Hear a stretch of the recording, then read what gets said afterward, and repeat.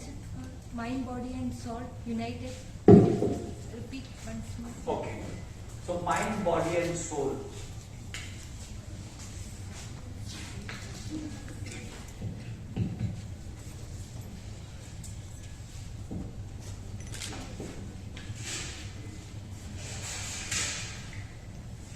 So we all know as the mind, as the body. Yes or no? Because when the sperm and ovum unite together to form a zygote, at that point of time it is this vital force that enters with the formation of zygote. The zygote further becomes the material body and the vital force becomes the soul, or it's the vital force. This zygote then multiplies to form numerous cells. Yes or no? That means that same vital force multiplies in all the cells. These cells together unite to form a tissue, which we observe. Right? Therefore, all the entire vital force is in the tissue. Further, this tissue goes and forms into an organ and then into a body. Right? That means this vital force is everywhere. That's why we say vital force is omnipresent. And thus, if this is omnipresent and the zygote has split into forming into cells, into tissue, into organ, forming completely this part of the story. That means this is everywhere in this. Right? As the mind, therefore we say as the body. And vice versa, as the body, as the mind. But as the mind and body, that the material part of the story, will have all the actions by this. And therefore, whatever is the pattern of this will think. Whatever the pattern is of this will act. And when this is everywhere present, therefore this and this all together will be one.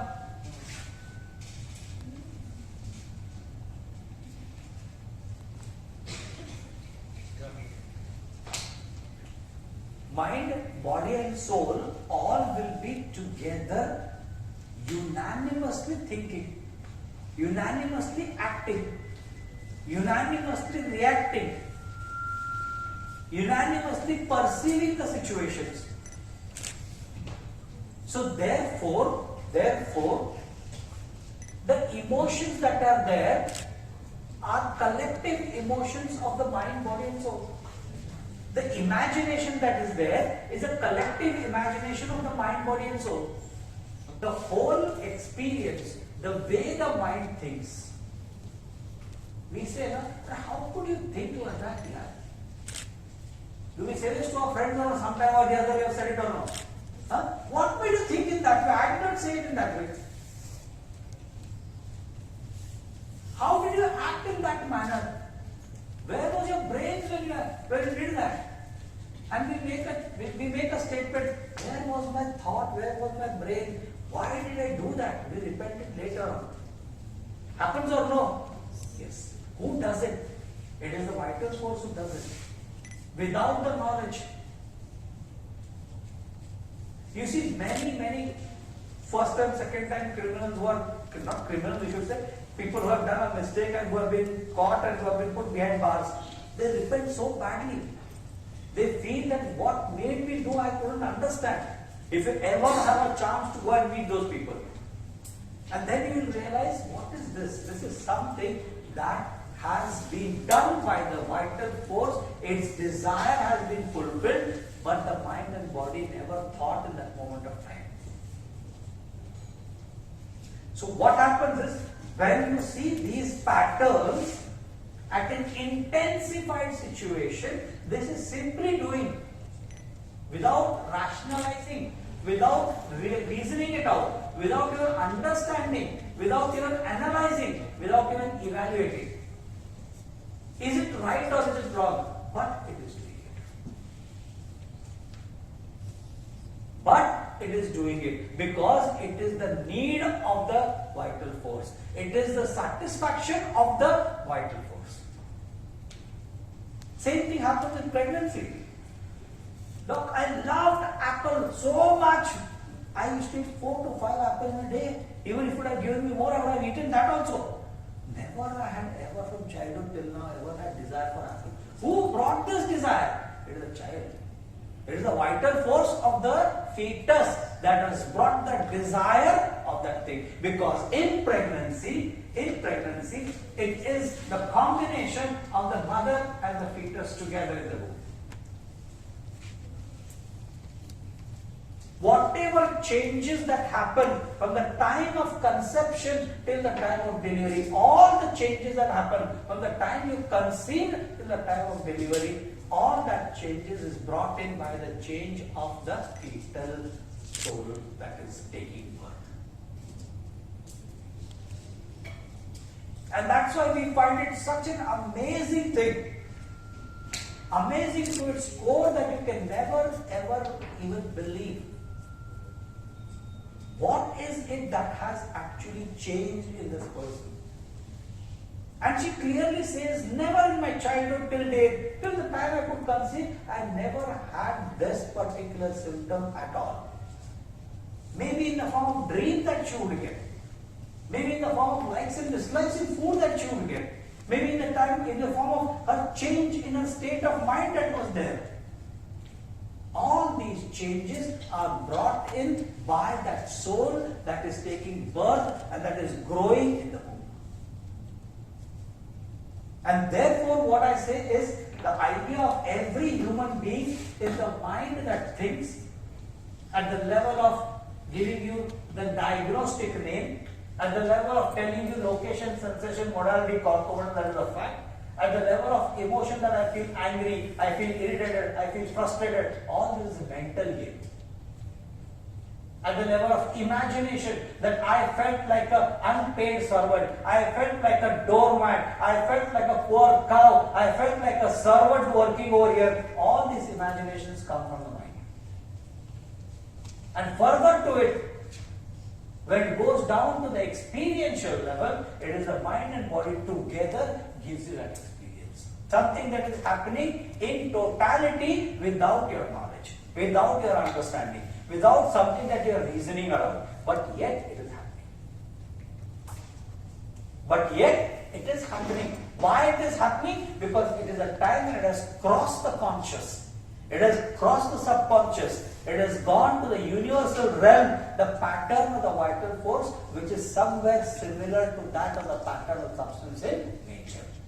Why is it now? The question is, why should it be somewhat like a pattern in the substance in nature? Because when we say vital force is an energy, important energy, right? We said vital force is energy. When we say energy, then who comes to our mind is Albert Einstein, who said that energy can neither be created nor can it be destroyed, but it is transformed from one form to another form.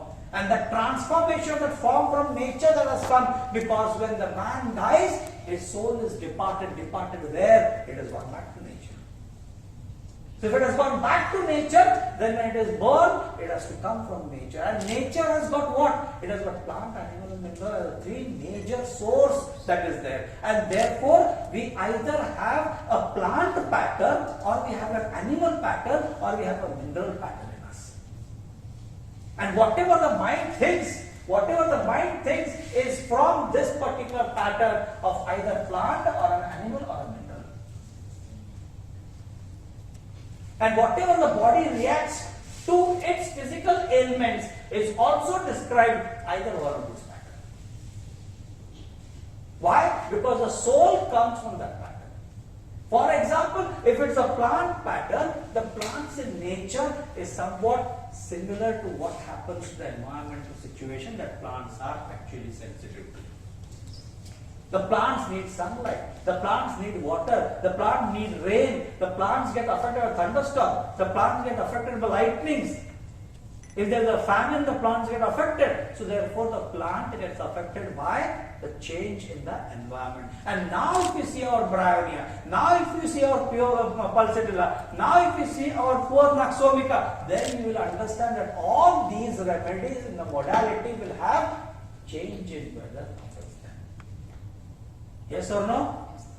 Yes or no? If you see bryonia, if you see rustox, if you see a naxomica, if you see pulsatilla, all these remedies you will see somewhere or the other environmental changes affect them. Why? Because in nature, plants are affected by environmental changes. Therefore, people who belong to the plant understanding, for them the idea is anything that happens to them is because of the environmental changes. That is what? The plant personality will be sensitive to heat, sensitive to sunlight, sensitive to somebody screaming, sensitive to somebody's anger. So the quality of the you affects the plant. The quality of the you. But in an animal, the you affects the person.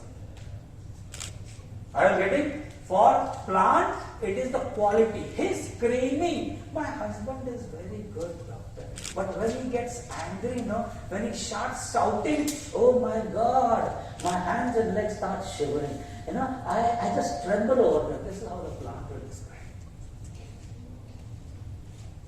But an animal will say, oh my God, if he gets angry, he's a big devil, doctor. You don't know when he will come by surprise and he will finish you off. He will finish you off. Are you getting this? He is the danger. But for a plant, his quality is a problem for me. Understanding this is the difference between how the plant and animal will talk. Same thing with a mineral wife and a husband. He is angry, I know. He is hot-tempered. But what to do, doctor? Without him, how can I manage? Meaning you see, he is the head of the house, no? Meaning he only knows what to do and what not to do, I am dependent on him. This is how the mineral will say. The mineral is dependent. The mineral doesn't have the idea of their own substance in themselves. And that is what we learn in chemistry, balancing of the electrons in the form of rings, 2, 8, 8, 8. If it is less, it is unstable. If it is more, it's unstable. So you need to share the electrons. So mineral people believe in sharing and being stable. And sharing means what? To be complete. Yes or no? To be complete and to be stable. Or else you are unstable. And therefore, when you asking with this, the whole idea from where this thing comes from, mind also will talk in the same way, think in the same way, the body will also act in the same way. And therefore, for homeopaths, it is not that I am specialist in this. It is not that I am specialist in this, but I am specialist in all